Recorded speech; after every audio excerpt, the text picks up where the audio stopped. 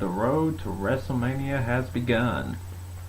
For all you wrestling fans out there, you know that this is a big time for professional wrestling in the WWE. We're on the way to WrestleMania 28, main event, Rock, John Cena, dream match we didn't think would ever happen. So we're getting ready for it the right way. We're going to run down each WrestleMania until then, starting with WrestleMania 1.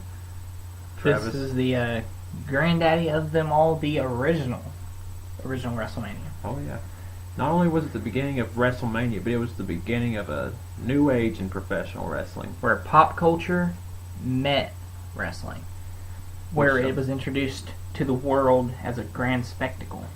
Which this was highlighted by the main event of Hulk Hogan and Mr. T teaming up against Roddy Piper and Mr. Wonderful Paul Orndorff. And to talk about just what it did to have Mr. T, who was obviously a mega star at the time, to be involved in it, drew a new audience to wrestling. And when you talk about where wrestling is today, if it wasn't for a match like this to draw the attention for the first one, would we be where we are today? Also, this was around the time that Captain Lou Albano was in Cyndi Lauper's Girls Just Want to Have Fun music video, if you remember that. She was also at WrestleMania in the corner of Wendy Richter. Yes, of course. And it was huge for wrestling here. I mean, they were crossing over, getting fans into it, because they hadn't seen it before. Because they were like, why should I watch this? Then, the people that knew Mr. T, everybody did at the time. People that knew Cyndi Lauper, big pop artist at the time. So, everybody was coming in through all these outside sources. So. Oh, absolutely. And then we had a classic, not really a classic in a great match, but a classic in a, storytelling match in Andre versus Big John Studd in a body slam challenge. Yeah, where if Andre could do it, he'd win. How much money was it, Travis? I believe it was $15,000. $15,000. And at this time, Andre was still a baby face, by the way. Yeah. So he picks him up, slams Big John Studd. Then what does he do with the money? Starts throwing it, doesn't he? Throws it into the audience, yeah. as the baby face would. Great moment for WrestleMania, Big John Studd was a big guy, obviously, and obviously billed as a guy that couldn't be slammed, and Andre did it with ease. And which, of course, Andre was. He was the spectacle. He was the, the guy that you looked at him and he was, over 7 feet tall and a giant. You wanted to see what he was going to, That alone brought fans into arenas. Oh, yeah. And then, of course, you had Hogan, and like we talked about in the main event, and that was another draw. Yeah, of course, wrestling fans all knew who Hulk Hogan was, and to this day, he's arguably one of the biggest names in the business, And if you talk to other people who aren't really necessarily wrestling fans, they'll know who Hulk Hogan is. Yeah, absolutely. Everyone knows the name Hulk Hogan. And like we said, this was the first one that really, kicked off the...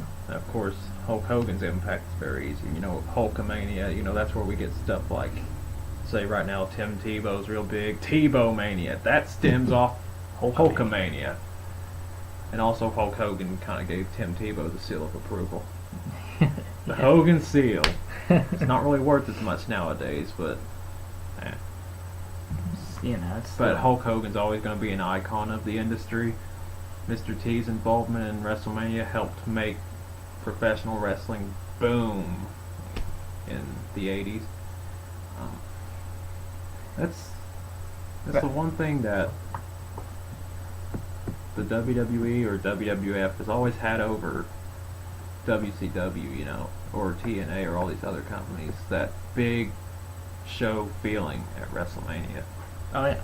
I mean, you could say, WCW had Starrcade, but Starrcade wasn't WrestleMania. They had Clash of the Champions. The Clash of the Champions was not WrestleMania.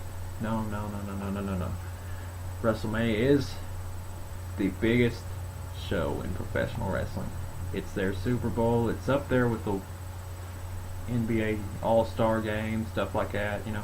Yeah, things where all the stars come out for it, and it's just a special time of year, and it's really when the writers and all the stars, the superstars, the wrestlers go out there and they perform their best on that night. They step up to a higher level because it's the big money draw, and it's the time to show your stuff and what you're made of. And this WrestleMania set the mold for others afterwards. And just based on that, I'd have to, if I were going to rate it, I'd give it the 10 out of 10, just because of what it was, not because because the matches didn't matter for the first one. It was just to show the world, This is WWF, and by God, we're going to grab you all by the balls and squeeze until you're throwing up blood. It's a disgusting image. Alright, let's move on. We'll talk on the second WrestleMania. Oh, yeah, that was the year that by the way, the first one was held in Madison Square Garden. We forgot to mention that. Oh, yes. The second one actually took place across 3 venues. Madison Square Garden, the Staples Center in Los Angeles, I believe. Yeah, that was the third one, and the Rosemount Horizon In Chicago. Yep. It was headlined by a steel cage match, the only one in WrestleMania history, between King Kong Bundy and the immortal Hulk Hogan. Hulk Hogan was still running high as the WWF champion as he was at the first WrestleMania. This would also be the first time the title would be defended at a WrestleMania. Which is also a momentous event, as now it's set, And of course, Hogan went out there and put on a show. Of course, it was like what they try to do with Cena nowadays, have him get beat up a lot and come back. Hogan did it first, and by God, he did it better. Oh, yeah. He did it best, in my opinion. I mean, nobody can take the beat down and come back as good as Hogan did it. I mean, people believe that King Kong Bundy was beating down Hulk Hogan, and they actually believed that Hulk Hogan was drawing energy from the Hulkamaniacs, and Hulkamania just starts running wild. And let's talk about also the 20-man Battle Royal that happened during the second segment of the 3. Yes, we talked about celebrities being introduced to wrestling on the first WrestleMania, but now let's talk about other athletes coming into wrestling. The NFL football players from the Bears, other teams. Steelers. The Cowboys. I mean, there's a lot of people. The Bears come to mind because former Bears player, what position was William the Refrigerator Perry? Yeah, I don't. Unfortunately, we can't remember. It was before our times. But anyway, we mention him because he is actually a WWE Hall of Famer. Whether he should be or not, it's kind of argumentative. I mean, why not? We talked about the spectacle that it is. After being eliminated from the Battle Royal, he grabs Big John Studd and just pulls him out of the ring. That was... I mean, at the time, that was a big deal. That was a memorable sight. I mean, they were in Chicago. By the way, who ended up winning that Battle Royal? It was Andre. Yeah. Andre. Didn't he last eliminate Bret Hart? Yep. You're probably going to hear those 2 names somewhere on this list. I won't say where you'll hear each of them, but look out for that. Okay, now let's move on to the third WrestleMania. And this is the WrestleMania that really set the mold for the main event. It was Hulk Hogan and Andre the Giant. They put on what? A decent match. The match was decent, but they told a story, and that it was truly amazing. I mean, you had the irresistible force meeting the immovable object, yeah. For the first real, on the big stage for the first real time. One of those great WrestleMania moments. Absolutely. Of course, it kind of got overshadowed by the Steamboat Savage match, which, when we talk about, this is really probably the first time we had a match steal the show away from what was intended to be the big.